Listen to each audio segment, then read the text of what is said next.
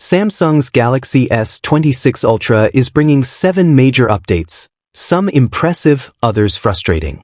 Let's break them down. First, the design. The sharp corners of the S25 Ultra are gone. Samsung has softened the edges and rounded the corners, making the phone more comfortable to hold. It's not everyone's favorite look, but ergonomically it's an upgrade.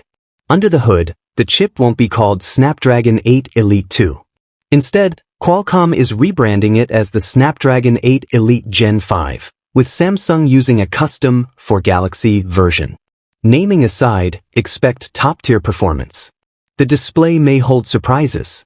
Leaks suggest features like Flex Magic Pixel, which adjusts viewing angles with AI for privacy, and COE technology, promising deeper blacks, brighter outdoors visibility, and reduced power consumption.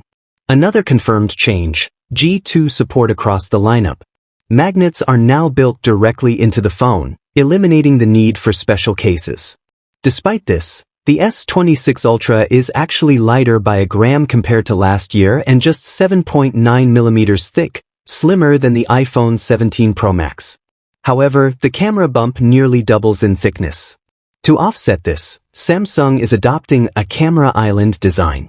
The larger aperture lenses will deliver brighter, sharper images, especially in low light. Now the bad news. The much-anticipated 3x telephoto upgrade isn't happening.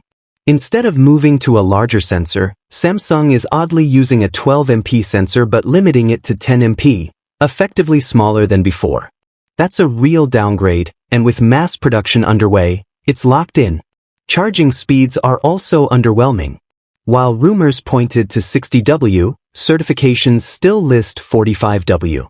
Worse, the S26 Pro and Edge stick to just 25W, falling behind competitors and even Samsung's own mid-range phones. Samsung fans will love the improvements, but some choices raise serious concerns.